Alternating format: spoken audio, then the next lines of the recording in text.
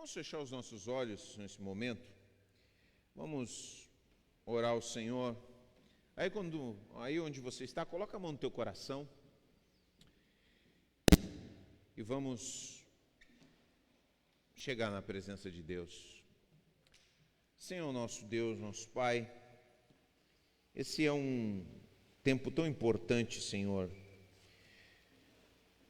do nosso ano, e nós queremos, Senhor, nos voltar para Ti ainda mais, e queremos refletir, Senhor, aquilo que Tu tens para nós.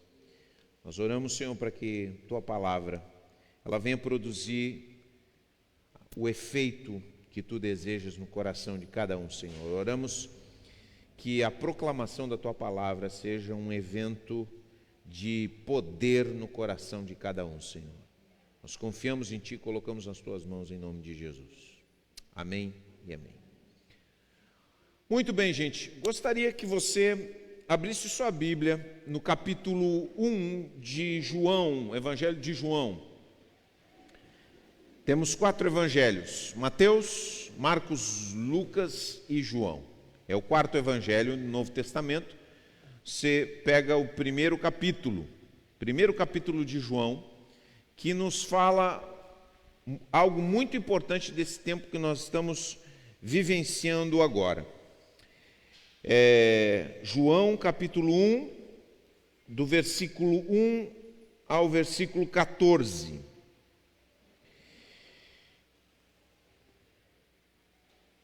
O drama de Deus. Esse é o tema, o título da mensagem que nós vamos ministrar, o drama de Deus. No princípio, aquele que é a palavra já existia. A palavra estava com Deus e a palavra era Deus. Ele existia no princípio com Deus. Por meio dele, Deus criou todas as coisas, e sem ele nada foi criado. Aquele que é a palavra possuía a vida, e sua vida trouxe luz a todos. A luz brilha na escuridão, e a escuridão nunca conseguiu apagá-la.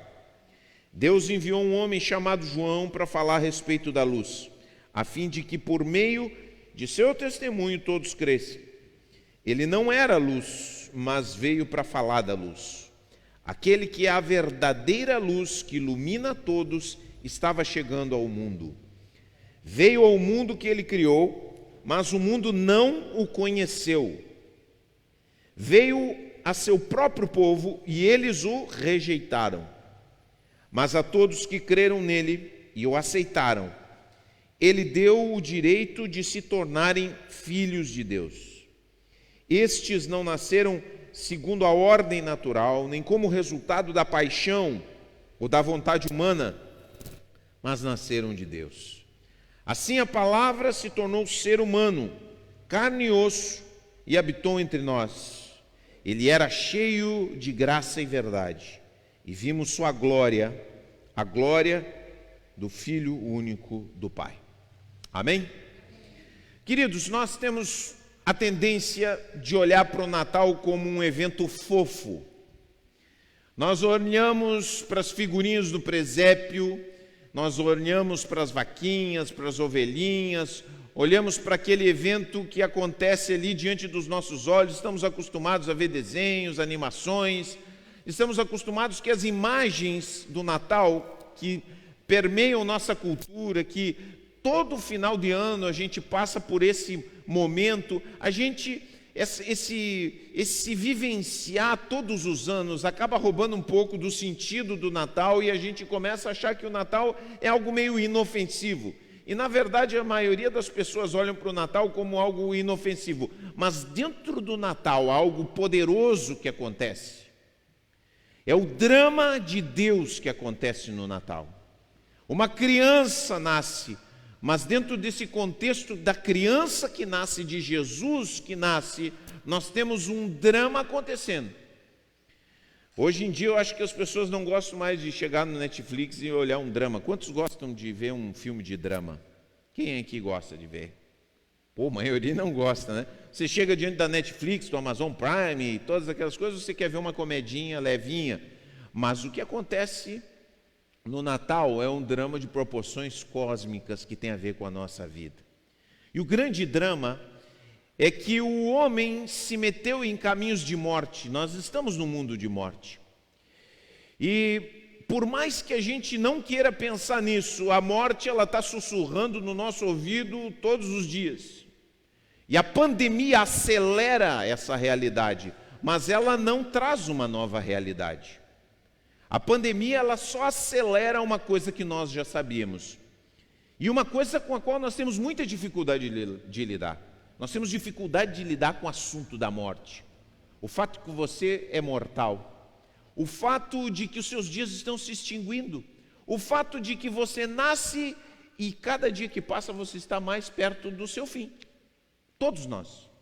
Cada dia é um dia, tinha até uma pessoa que dizia um dia menos. Passava um dia, em vez de dizer um dia a mais, dizia um dia a menos que eu tenho na minha vida. É uma realidade. Eu tenho Twitter lá e tem um perfil que diz assim, você vai morrer um dia, você vai morrer um dia. Volta e meia ele aparece na minha timeline, você vai morrer um dia. E é uma realidade com a qual nós estamos sendo sempre assombrados, a sombra da morte.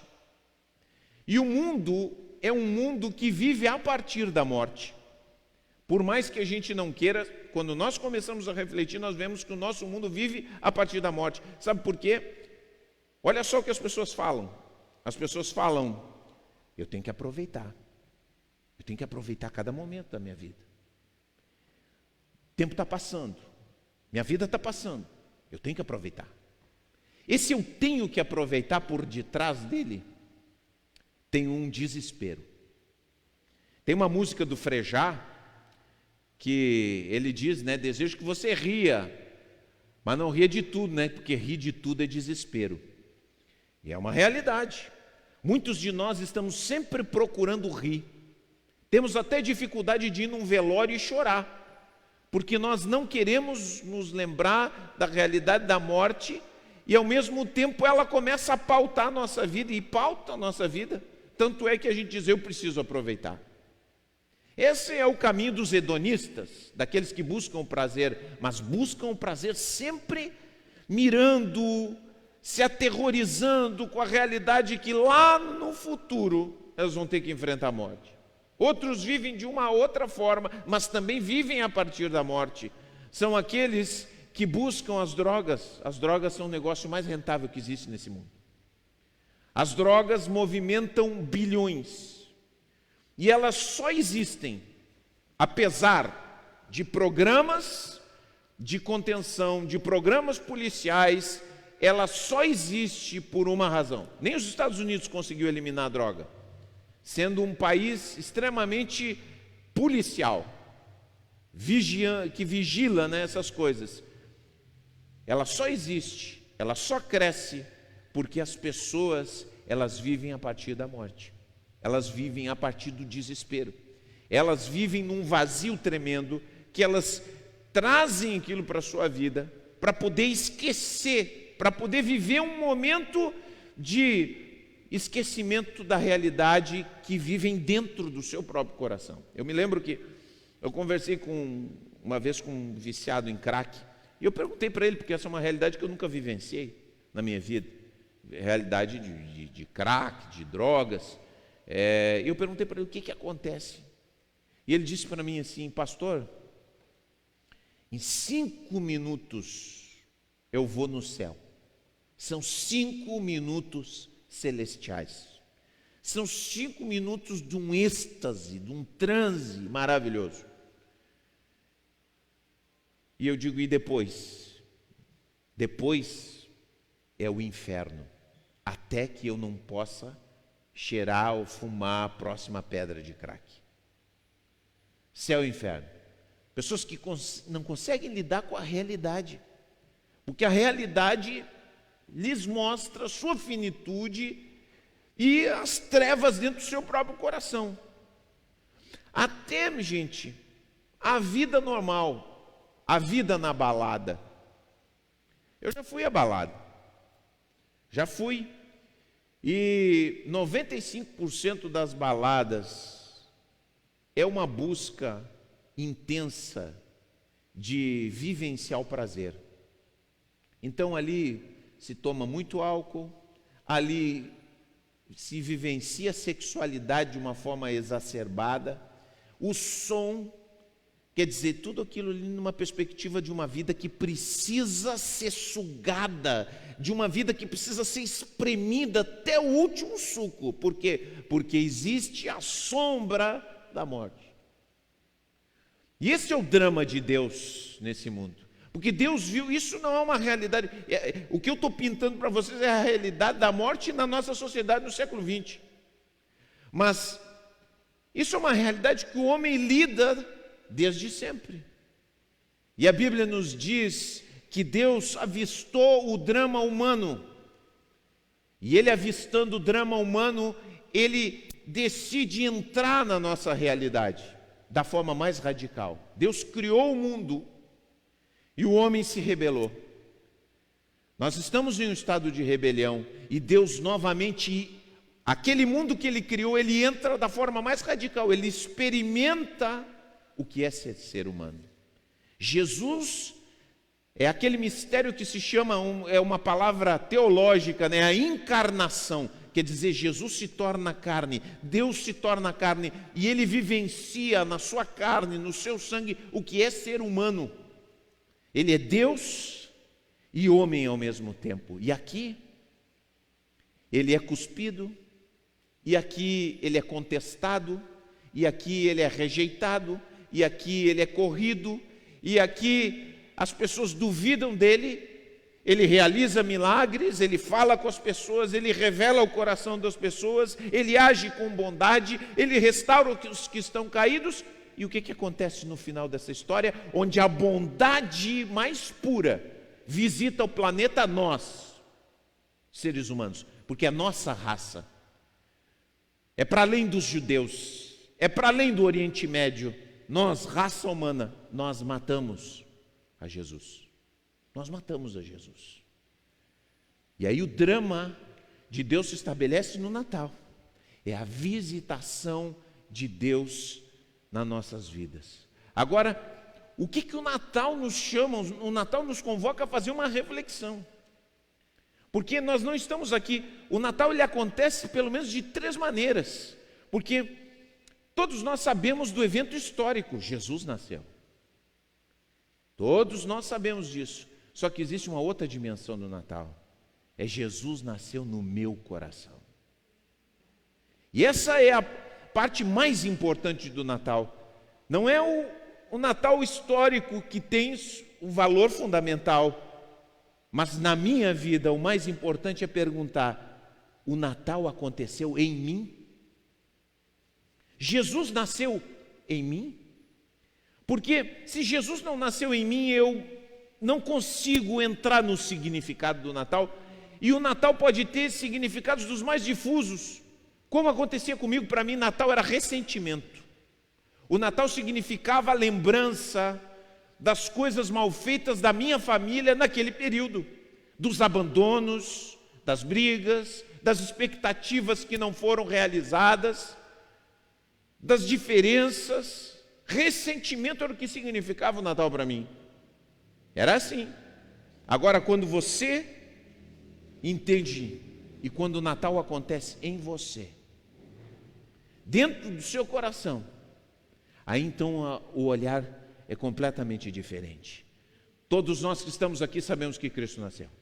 Agora precisamos responder: Cristo nasceu em mim? O Natal aconteceu em mim? E muitos dos que estão aqui vão dizer assim: sim, pastor, eu até me batizei. Sim, pastor, eu vou na igreja. Sim, pastor, eu sou daqueles crentão, bem crentão. Sim, pastor, eu até nasci numa família cristã. Aí vamos a uma terceira pergunta, uma terceira dimensão do Natal. O Natal está crescendo em mim? Porque algo extraordinário é que, da mesma forma que o evento histórico toma forma, o evento existencial e espiritual também acontece em nós. Porque quando você vê o Natal, a visitação de Deus a esse mundo de trevas e morte, você vê tudo isso acontecendo aos poucos. você vê um óvulo se formando. Daquele óvulo, uma criança de 3 meses. Da criança de 3 meses, uma criança de 6. De 9, então, nasce Jesus. E nasce Jesus, e ele vai crescendo em graça perante os homens, até que ele chega aos 30 anos para desenvolver o seu ministério. É um processo todo. E aí nós perguntamos, como cristãos, como pessoas que frequentam a igreja a todo momento, o Natal está crescendo em mim? O Natal está crescendo no meu coração? Essa é uma pergunta fundamental. Muitas coisas estão crescendo hoje na vida dos homens. Muitas coisas. Tem pessoas que estão crescendo em ansiedade. Tem pessoas que estão crescendo em medo. Tem pessoas que estão crescendo em avareza. Tem pessoas que estão crescendo em luxúria. Tem pessoas que estão crescendo em ambição. Mas a pergunta fundamental para nós que estamos aqui ouvindo, e você veio ouvir a palavra de Deus porque você tem interesse, alguma coisa cutuca o teu coração, alguma coisa move, você diz, tem alguma coisa aí que eu preciso. Aí a pergunta que nós precisamos fazer é, o Natal está crescendo em mim? Está crescendo no meu coração? E tem algumas evidências de que o Natal está crescendo no meu coração. A primeira evidência, e a gente vê aqui pela palavra de Deus, a primeira evidência de que o Natal está crescendo em mim é que a ordem de Deus se estabelece.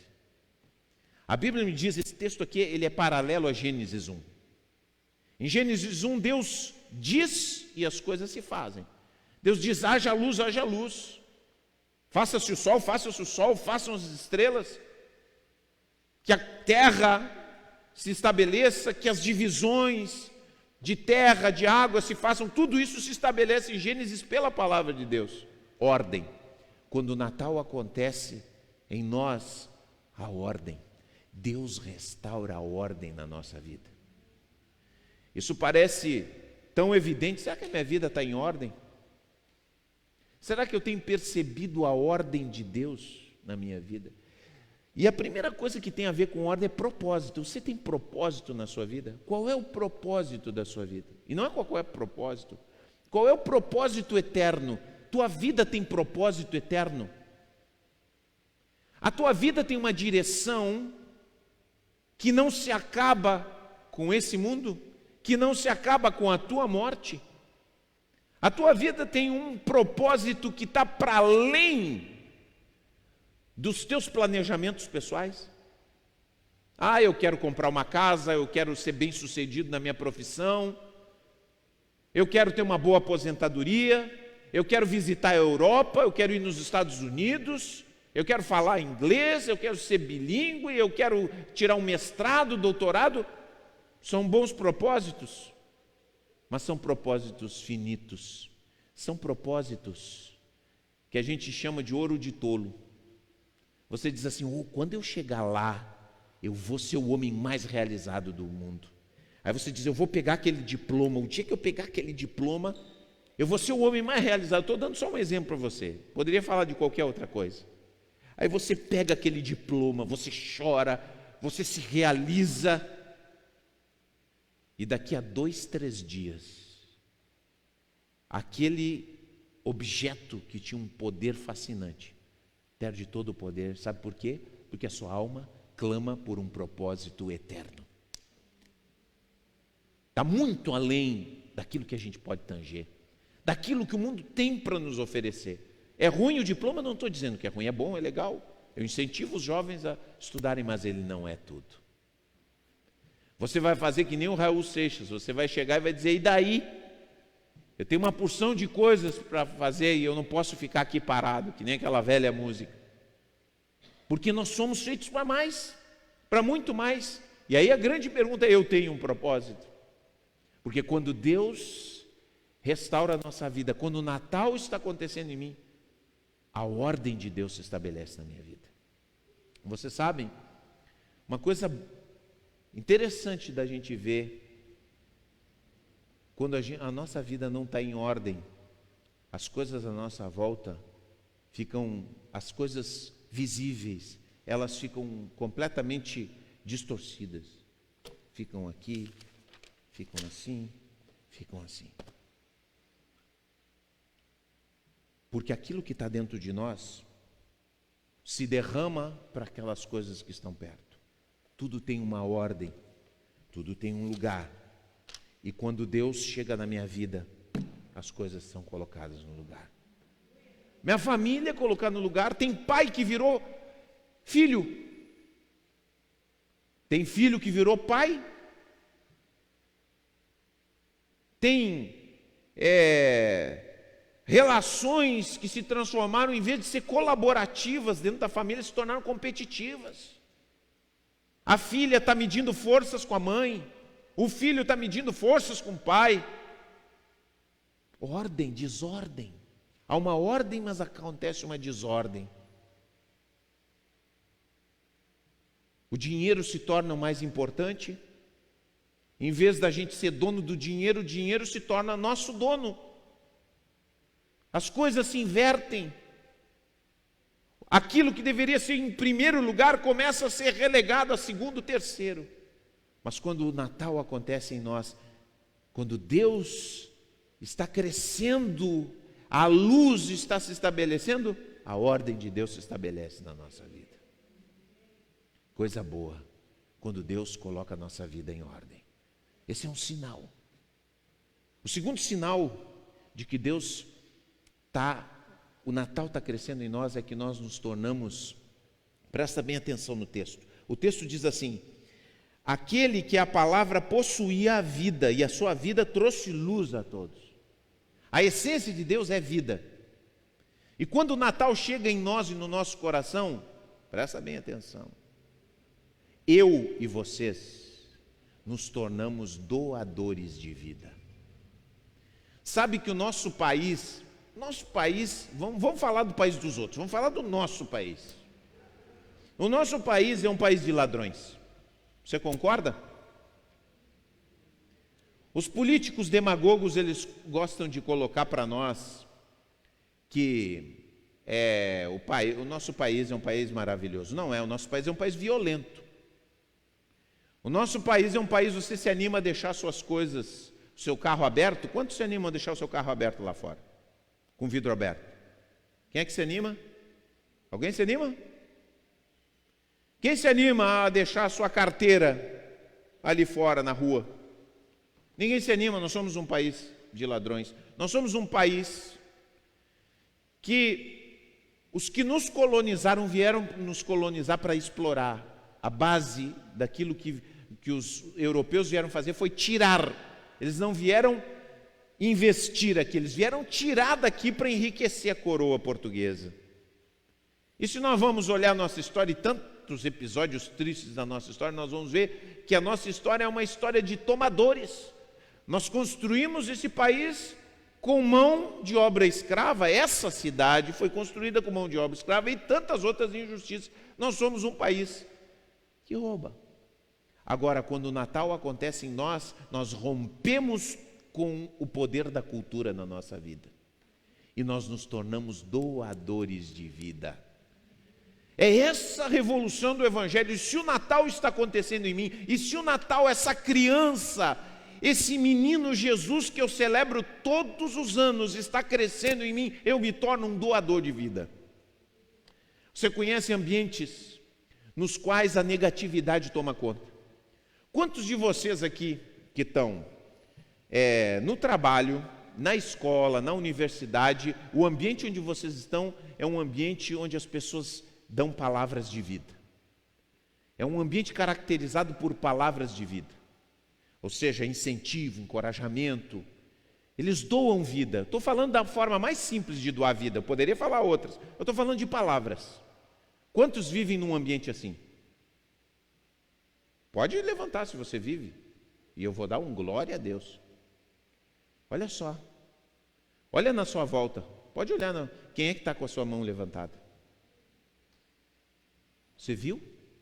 A forma mais básica de doar vida, que são com as palavras. Nós temos gente de todos os panos de fundo aqui, gente que trabalha muito bem, gente mais ou menos, todos os tipos de classe social aqui.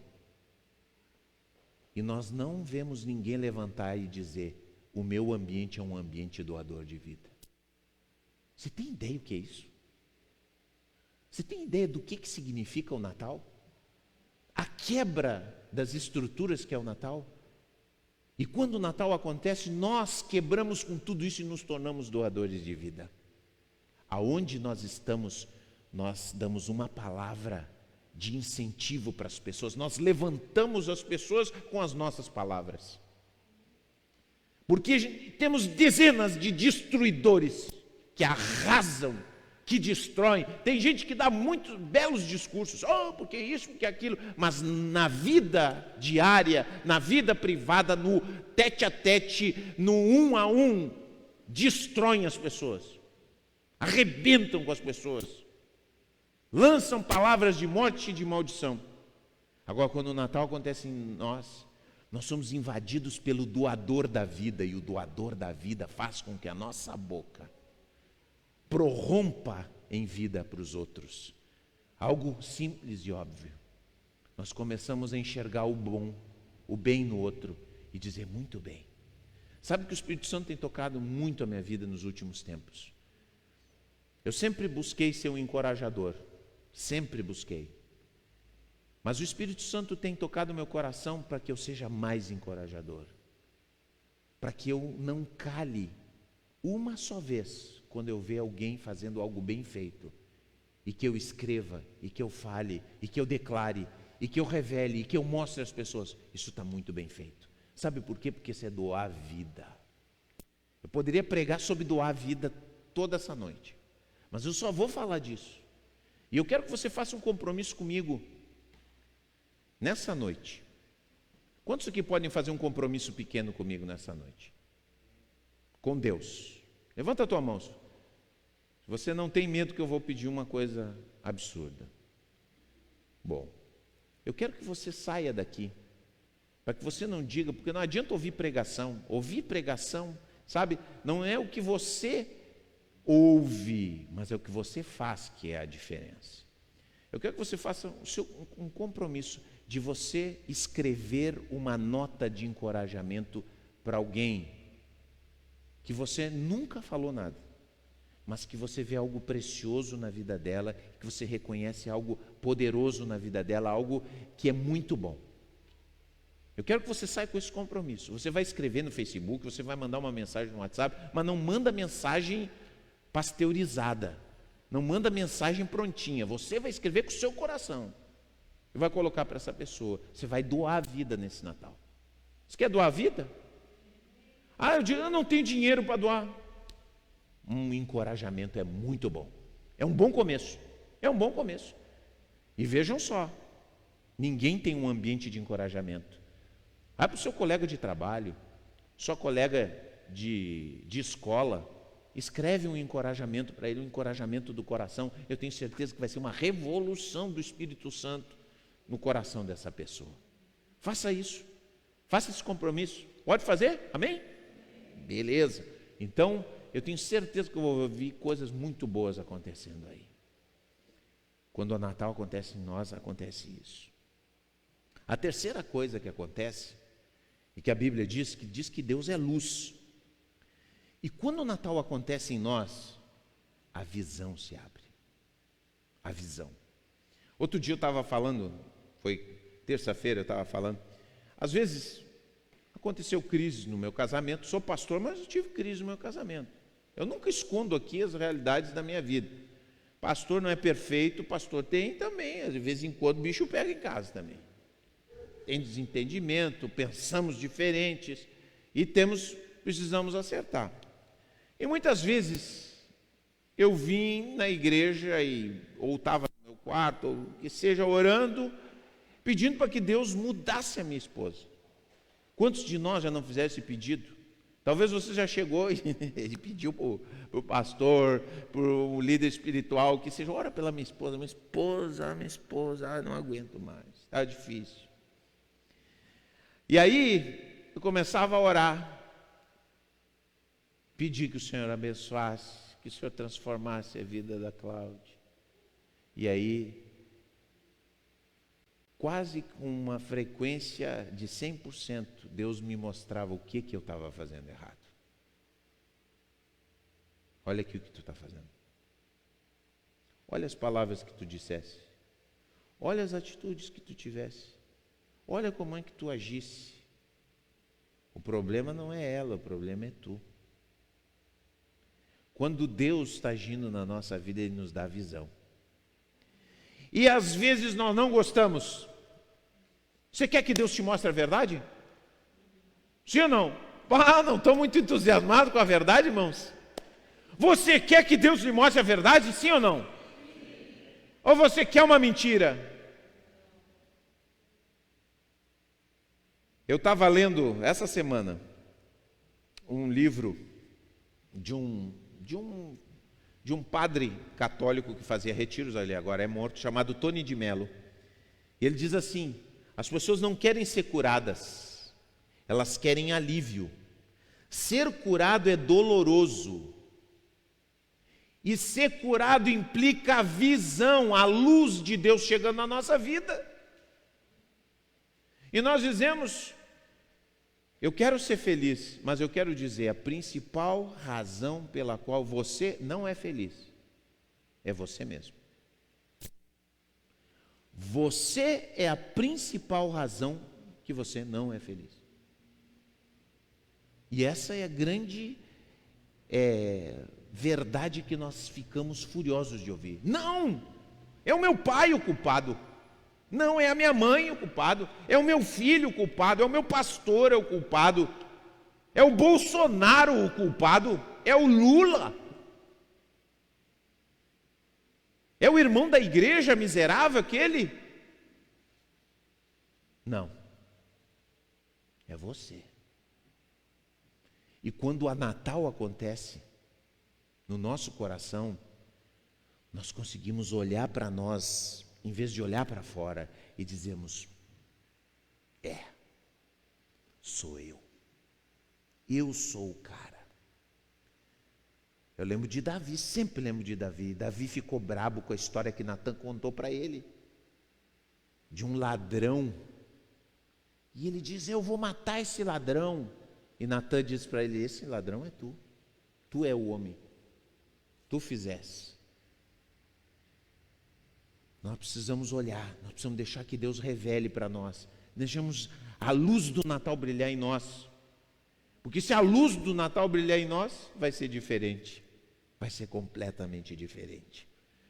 E essa luz brilhando em nós vai nos aproximar das pessoas. A gente quebrando aquilo que está dentro de nós, nós vamos poder conseguir chegar perto das pessoas.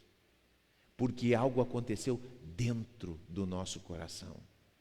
E aquela atitude que nós tínhamos em relação às pessoas vai mudar, porque brilhou uma luz dentro de nós. Que nós possamos, nessa noite, noite que celebramos o Natal, nós possamos responder essas duas perguntas com um sim. O Natal aconteceu em você? Jesus aconteceu no seu coração, nasceu no seu coração? E o Natal está crescendo em mim? Que você possa dizer sim e sim, porque fazer isso é experimentar o melhor que a vida tem para nos dar, que é a vida de Deus. Vamos fechar os nossos olhos? Senhor, te agradecemos pela tua palavra, te agradecemos pela tua verdade que nos confronta, Senhor, que nos fala profundamente. Eu oro para que o teu Espírito Santo, que é Espírito de vida, possa ministrar nos corações que estão aqui. E cada um de nós possa ser revolucionado pela tua presença, em nome de Jesus. Amém e amém.